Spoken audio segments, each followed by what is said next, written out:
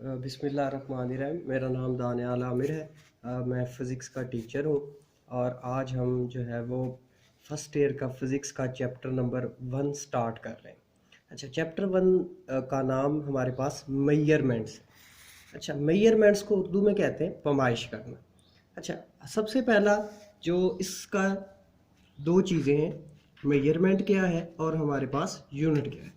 मैं आपको आम रियल ज़िंदगी में एक एग्जांपल देता हूँ।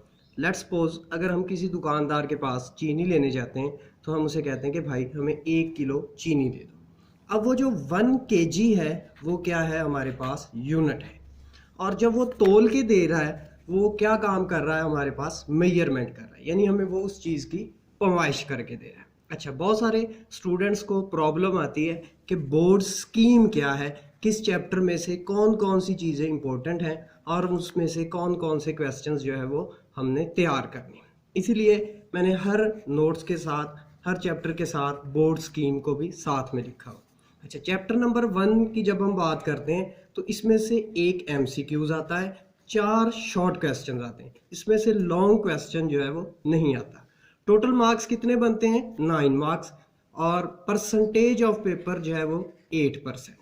अच्छा, इसके बाद जी हम पहला अगर लाइन स्टार्ट करते हैं तो वो आती है हमारे पास साइंस।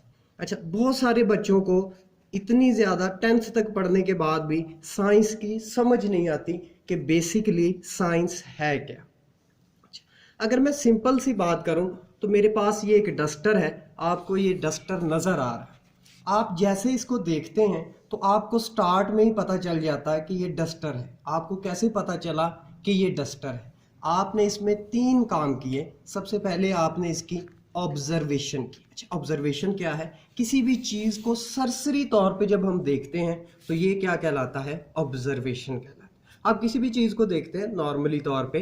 दूसरी चीज़ थिंकिंग, फिर हम उस चीज़ के बारे में सोचना शुरू कर देते हैं कि आया ये क्या चीज़ है, इसकी वजह क्या है, क्यों बनी। फिर इसमें तीसरा पॉइंट आता है रीजनिंग, यानी रीजंस क्या हैं, मतलब ये कैसे बना, इसका क्या क्या इस्तेमाल है, तो ये रीजंस आ जाते हैं। अच्छा, मैं आपको एक साइंटिफिक एग्जांपल देता हूँ। दुनिया में हर किसी ने सेब गिरता देखा था, लेकिन न्यूटन ने सेब गिरता देखा तो उसने ये 3 काम किए। सबसे पहला काम, उसने ऑब्जर्व किया कि सेब गिर रहा है, वो ज़मीन की तरफ ही क्यों गिर रहा है, ज़मीन के ऊपर की तरफ क्यों नहीं गिरा। फिर उसके बारे में उसने सोचना शुरू कर दिया। फिर उसने हमें रीज़न दी कि कोई चीज़ ऐसी है जो इसको ज़मीन की तरफ क्या कर रही है, अट्रैक्ट कर रही है। अभी स्टार्ट में मैंने आपको डस्टर दिखाया, तो डस्टर को देखते ही आपने भी इसकी ऑब्जर्वेशन की, फिर सोचा कि इसका इस्तेमाल क्या है, फिर इसके बारे में रीज़न, ये किन किन चीज़ों से बना है। तो ये सारी चीज़ें मिलके क्या बन जाती हैं, साइंस बन जाती हैं। अच्छा, अब डेफिनेशंस बहुत बल्कि हो जाती है। हम बहुत सारी किताबों में बहुत सारी डेफिनेशंस देखते हैं, कुछ ने लिखा होता है कि ऐसा डाटा जो कि हम तजर्बात से, मुशाहिदात से हासिल करते हैं, वो साइंस कहलाता है। अब मेरा जो पढ़ाने का तरीकाकार है, मैं आपको बहुत सिंपल तरीक़ेकार से चीज़ें समझाऊंगा। आपने पहले चीज़ों को समझना है और उसके बाद उनकी डेफिनेशंस खुद ही बना दें। अच्छा, अगर हम बात करें तो किसी भी चीज़ को वजूहाती तौर पे देखना शुरू कर दें तो वो क्या बन जाता है, हमारे पास लॉजिक बन जाता है। यानी वजूहात, यानी वजह क्या है। जब हम किसी चीज़ को वजूहात, वजह वजह के तौर पे देखेंगे तो हमें ज़ाहिरी बात है उसकी ऑब्जर्वेशन भी करनी पड़ेगी, उसकी थिंकिंग भी करनी पड़ेगी और रीजंस भी देखनी पड़ेगी। अच्छा, अगर हम इन तीनों को कम करके एक ही डेफिनेशन बना लें जो कि मैंने बनाई है कि logical study of things is called science, यानी चीज़ों को वजह की बुनियाद पे देखना क्या कहलाता है, साइंस कहलाता है। आप अपने माइंड में इस डेफिनेशन को 3 दफ़ा रिवाइज करें। आसान सी डेफिनेशन है, logical study of things is called science. Logical study of things is called science. अच्छा जी, अब हम नेक्स्ट पेज पे चलते हैं। अगर हम फिजिक्स का पहला चैप्टर यानी टेक्स्ट बुक का पहला पेज ओपन करें तो उसमें लास्ट लाइन में लिखा हुआ है, single discipline of science is called natural philosophy. अच्छा, जब से इंसान ने अपने इर्द गिर्द चीज़ों का मुशाहिदा करना शुरू किया तो साइंस ऐसी नहीं थी जो हमें आजकल नज़र आ रही। मतलब हम गाड़ियाँ चलती देख रहे हैं, जहाज़ चलते देख रहे हैं, तो हर चीज़ आहिस्ता आहिस्ता डेवलप होती। कंप्यूटर पहले ज़माने में एक एनालिटिकल मशीन थी, बड़े बड़े डब्बे होते थे। आज हमारे पास सेल फ़ोन की सूरत में, वीडियोज़ की सूरत में, तो ये सारी इर्द गिर्द हमारे क्या है, साइंस है। अच्छा पहली साइंस, अच्छा आज हम बायो देखते हैं, फिजिक्स देखते हैं, एस्ट्रोनॉमी देखते हैं, तो ये बहुत सारे डिसिप्लिन्स बाद में बने। जब इंसान ने स्टार्ट लिया तो उसका पहला स्टार्ट क्या था, जो पहली साइंस बनाई, मतलब वो कोई प्रॉपर साइंस नहीं थी, वो एक फिलॉसफी थी, एक फलसफा था, जिसको क्या नाम दिया जाता है, नेचुरल फिलॉसफी का। नेचुरल फिलॉसफी क्या है, single discipline of science is called natural philosophy, यानी इसमें हम सारी चीज़ों का आपस में मुशाहिदा करते रहते थे, चीज़ें देखते थे और उनको समझने की कोशिश करते थे, ये नेचुरल फिलॉसफी थी। अच्छा यहाँ पे मैंने आपके लिए एक बहुत इंटरेस्टिंग इंफॉर्मेशन डाली है जो कि कई दफ़ा इंट्री टेस्ट में भी आई है। अच्छा मेरी वीडियोस का बनाने का मकसद ये है कि जो स्टूडेंट बोर्ड का पेपर देना चाहे, ये वीडियो उनके लिए भी फ़ायदेमंद है, और मैं साथ साथ आपको इंट्री टेस्ट भी पढ़ाऊँगा ताकि आप लोगों का फ़ायदा हो जाए। अच्छा, huge knowledge of science beginning of the 19th century, जब 19th सेंचुरी स्टार्ट हुई तो बहुत ज़्यादा जो नेचुरल फिलॉसफी का साइंस मतलब नॉलेज था, इल्म था या चीज़ें थी, वो बहुत ज़्यादा हो गई। तो 19th सेंचुरी तक हमारे पास इतना नॉलेज इकट्ठा हो गया। अब हमने ये साइंटिस्ट ने ये सोचना शुरू कर दिया कि इसको हम क्या कर दें, इसकी पार्टीशंस कर दें। इसकी पार्टीशंस में अगर आप थोड़ी सी आगे वीडियो को देखें तो नेचुरल फिलॉसफी, अच्छा यहाँ मैंने एरोहेड से नेचुरल फिलॉसफी को दो हिस्सों में तकसीम किया। इंसान ने देखा कि कुछ चीज़ें जानदार हैं और कुछ चीज़ें क्या हैं हमारे पास बेजान। अच्छा ये देखें, ये नेचुरल फिलॉसफी फिर दो हिस्सों में क्या हो गई, तकसीम हो गई। पहला हिस्सा किसका किस में कन्वर्ट हो गया, जानदार चीज़ों में, बायोलॉजिकल साइंस, यानी इस साइंस को हमने क्या नाम दिया, बायोलॉजिकल साइंस। आप इसकी आसान सी डेफिनेशन कर सकते हैं, डील ताल्लुक रखना with living things. Biological science deals with living thing, यानी इसका ताल्लुक किस चीज़ के साथ है, जानदार चीज़ों के साथ। अच्छा दूसरा हमने इसका जो हिस्सा बनाया, दूसरा पार्ट अगर आपको नजर आ रहा होगा तो वो क्या है हमारे पास, फिजिकल साइंस। फिजिकल साइंस क्या, फिजिकल मतलब ऐसी चीजें जो कि बेजान है, जिनको हम देख सकते हैं, जिनको ऑब्जर्व कर सकते हैं, these are called physical things. तो इस साइंस को हमने क्या नाम दिया, फिजिकल साइंस का। और ये डील्स या कंसर्न, जो मर्जी आप कर लें, concerns with non living thing, these are called physical science. यानी ऐसी साइंस जो कि बेजान चीज़ों के साथ डील करेगी, उसको हम क्या कहेंगे, फिजिकल साइंस कहेंगे। अच्छा जी आगे है फिजिक्स का। अच्छा आपने चीज़ों को रट्टा नहीं लगाना, आपने मेरे फार्मूलाज याद रखने, तो आपको चीज़ें आसानी से आप खुद से ही चीज़ों की डेफिनेशंस बनाते जाएं।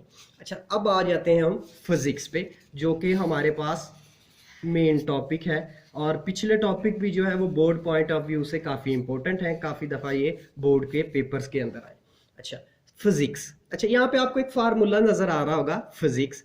फिजिक्स के साथ पहली चीज़ मैंने लिखी है एनर्जी, और दूसरी चीज़ क्या है मेरे पास, मैटर।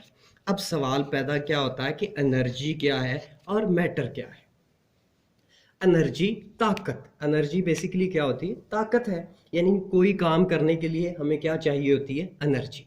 और अब वो एनर्जी हम हासिल कहाँ से करते हैं, लेट्स सपोज मैं वीडियो बना रहा हूँ, अब मैं थक जाता हूँ तो मैं मज़ीद वीडियोस नहीं बना सकता क्योंकि मेरा एनर्जी लेवल क्या हो गया, कम है। मैं सारा दिन काम करता हूँ और शाम को मैं कहता हूँ कि मेरी एनर्जी लेवल क्या हो गया, कम हो गया। मैं चाय का कप पीता हूँ, जैसे मैं चाय का कप पीऊँगा तो मेरा एनर्जी का लेवल क्या हो जाएगा, बढ़ जाएगा। अब जो मैंने चाय पी है बेसिकली वो चीज़ क्या है, मैटर है। यानी हम क्या करते हैं, फूड यानी कोई भी चीज़ जब खाते हैं तो वो किस में कन्वर्ट हो जाता है, एनर्जी में। यही बात साइंस में भी अप्लाई होती है कि एनर्जी क्या है, कन्वर्टेबल है मैटर में, और मैटर कन्वर्टेबल है एनर्जी में। तो बेसिकली फिजिक्स के अंदर हम दो ही चीज़ें डिस्कस करेंगे, एक एनर्जी को डिस्कस करेंगे और दूसरी चीज़ क्या करेंगे, मादा, जिसको हम क्या कहते हैं, मैटर कहते हैं। अच्छा मैंने यहाँ पे एरो हेड का निशान लेके जाता हूँ और नीचे आपको बड़ा वाज़िया नज़र आ रहा होगा रिलेशनशिप। अच्छा रिलेशनशिप का क्या मतलब है कि इन दोनों का आपस में क्या होगा, तल्लक होगा। एनर्जी का मैटर से तल्लक होगा और मैटर का एनर्जी से तल्लक। अभी हमने खाने की एग्जांपल ली कि जब हम खाना खाते हैं तो वो मैटर है, उससे क्या मिलती है, हमें एनर्जी मिलती है। अच्छा एक और एग्जांपल आपको आसानी से समझाने के लिए, लेट्स सपोज अगर हम लकड़ी की बात करें, यानी मादा है, अगर हम उसको जलाते हैं तो लकड़ी से हमें क्या चीज़ मिलती है, हीट। लकड़ी से हमें क्या चीज़ मिलती है, यानी वुड क्या है हमारे पास, मैटर है, और उस मैटर से हम क्या लेते हैं, हीट लेते हैं। चैप्टर नंबर 11 है हीट एंड थर्मोडाइनमिक्स। तो बेसिकली हीट क्या है, it is also a form of energy. अगर आप इसकी डेफिनेशन पढ़ें तो ये भी एनर्जी की क्या है, किस्म है। तो आई थिंक आपके जहन में क्लियर हो गया होगा कि एनर्जी और मैटर बेसिकली आपस में चीज़ें क्या है और इन दोनों का क्या है रिलेशन है। अब आप आसानी से खुद अपने जहन में बनाएं कि एक ऐसी साइंस जिसमें हम एनर्जी और मैटर को डिस्कस करेंगे तो वो क्या कहलाएगी, फिजिक्स कहलाएगी, और इनका रिलेशनशिप पढ़ेंगे। तो मैंने इसकी डेफिनेशन भी लिख ली है, the branch of science in which we deals with the study of matter and energy and the relationship between them is called physics. The branch of science in which deals with the study of matter and energy and the relationship between them is called physics. अच्छा, physics की मैंने 4-5 definition लिख दी है, क्योंकि ये थोड़ी सी definition आपको बड़ी लग रही होगी तो आपने परेशान नहीं होना, मैंने आपके लिए बहुत आसान सी इसकी डेफिनेशंस बनाई। अगली डेफिनेशन पे चलते हैं, ये भी फिजिक्स की डेफिनेशन है, आप इसको ऐसे भी लिख सकते हैं, स्टडी ऑफ म्यूचुअल यानी आपस में relationship between matter and energy is also called physics. अच्छा, अगर हम एक और डेफिनेशन, अगर ये भी आपको थोड़ी सी प्रॉब्लम कर रही है तो इसकी एक और आसान डेफिनेशन है जो कि टेक्स्ट बुक के लास्ट में लिखी हुई है, physics is the study of entire physical world, यानी पूरी दुनिया की जो फिजिकल चीज़ें हैं उनको पढ़ना भी क्या कहलाता है, फिजिक्स कहलाता है। अच्छा, इससे भी एक आसान डेफिनेशन, आपने एक फेमस इक्वेशन मैट्रिक में पढ़ी होगी, EMC², और इसी से मैंने फिजिक्स की डेफिनेशन बनाई है, study of EMC² is called physics.